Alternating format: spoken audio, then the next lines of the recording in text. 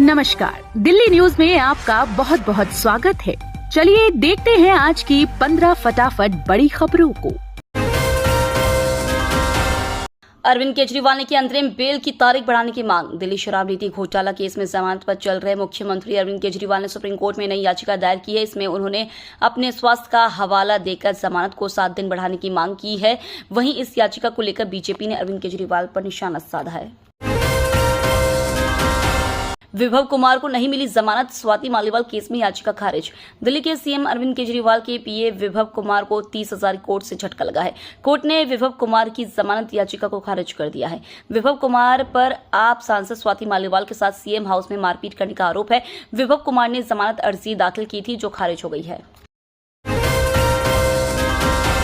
दिल्ली में इस साल आग लगने की घटना में 55 लोगों की गई जान, 300 से ज्यादा घायल। दिल्ली में इस साल अब तक आग से 55 लोगों की मौत हो गई और 300 से ज्यादा लोग घायल हो गए हैं। सोमवार को आधिकारिक आंकड़ों में ये जानकारी सामने आई। दिल्ली फायर सर्विसेज के आंकड़ों के मुताबिक जनवरी में आग से 16, फरवरी में 16, मार्च में 12, अप्रैल में 4 और 26 मई तक 7 लोग मारे गए। आग की घटनाओं में जनवरी में 51, फरवरी में 42, मार्च में 62, अप्रैल में 78 और 26 मई तक 71 लोग घायल हुए। 1 जनवरी से 26 मई तक डीएफएस को आग से जुड़े 8,912 कॉल आए हैं। दिल्ली के सीएम अरविंद केजरीवाल ने जवाहरलाल नेहरू को किया नमन, पुण्यतिथि पर व्यक्त किए भाव। दिल्ली के मुख्यमंत्री अरविंद केजरीवाल ने देश के प्रथम प्रधानमंत्री पंडित जवाहरलाल नेहरू को उनकी पुण्यतिथि पर उन्हें सादर नमन किया है। सीएम अरविंद केजरीवाल ने सोशल मीडिया प्लेटफॉर्म एक्स पर लिखा कि देश के प्रथम प्रधानमंत्री पंडित जवाहरलाल नेहरू जी की पुण्यतिथि पर उन्हें सादर नमन। ज्ञात हो कि पंडित जवाहरलाल नेहरू का जन्म इलाहाबाद में 14 नवंबर 1889 पर हुआ था। वे भारत के पहले प्रधानमंत्री थे। उनके पिता का नाम मोतीलाल नेहरू और माता का नाम स्वरूपरानी था। उनके पिता पेशे से वकील थे जो कि एक धनाढ्य परिवार के थे। जवाहरलाल नेहरू उनके इकलौते पुत्र थे और 3 पुत्रियां थी।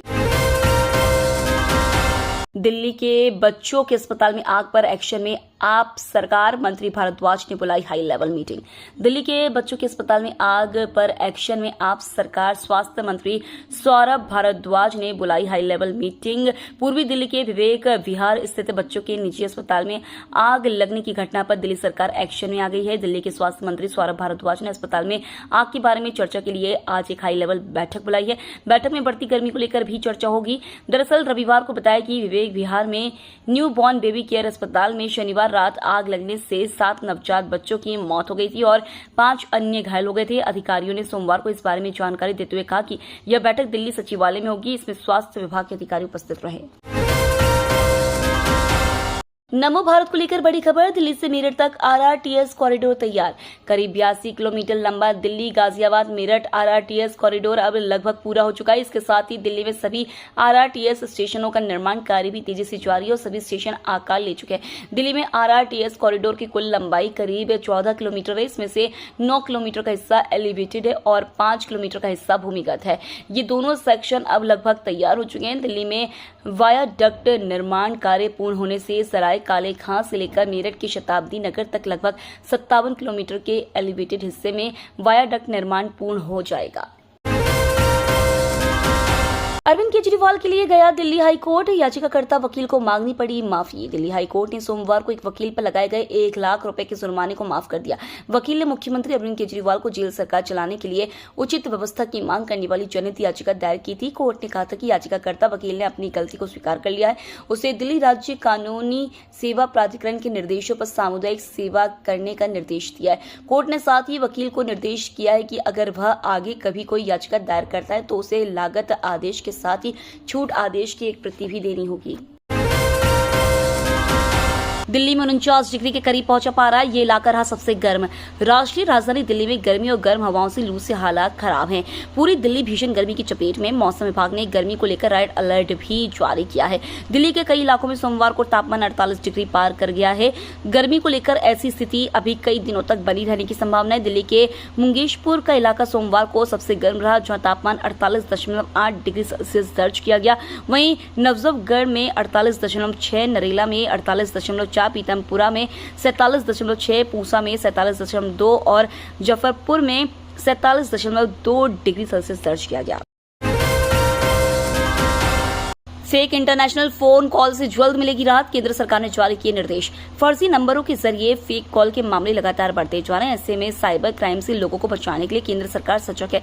इसी क्रम में सरकार ने भारतीय मोबाइल नंबर प्रदर्शित करने आने वाली अंतर्राष्ट्रीय फर्जी कॉलों को रोकने के लिए निर्देश जारी किया है। इसलिए दूरसंचार विभाग और दूरसंचार सेवा प्रदाताओं ने ऐसे आने वाली अंतर्राष्ट्रीय जाली कॉलों की पहचान करनी और उन्हें किसी भी भारतीय दूरसंचार ग्राहक तक पहुंचने से रोकने के लिए एक सिस्टम तैयार की है।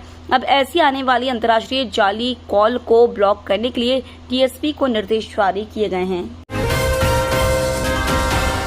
रेलवे स्टेशनों पर चीजें खरीदने के लिए नहीं कर सकेंगे नगद भुगतान, यात्रियों को मिलेंगे ये विकल्प।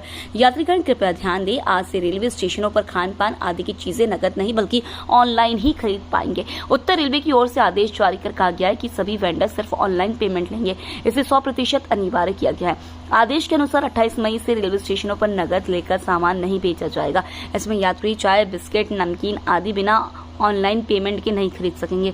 रेलवे अधिकारियों के मुताबिक उत्तर रेलवे से सभी कमर्शियल मैनेजर्स को आदेश मिला है कि रेलवे स्टेशनों के सभी स्टॉल्स पर 100% ऑनलाइन पेमेंट लिया जाए। मुंद्रा पोर्ट पर डाक हुआ दुनिया का सबसे बड़ा कंटेनर शिप।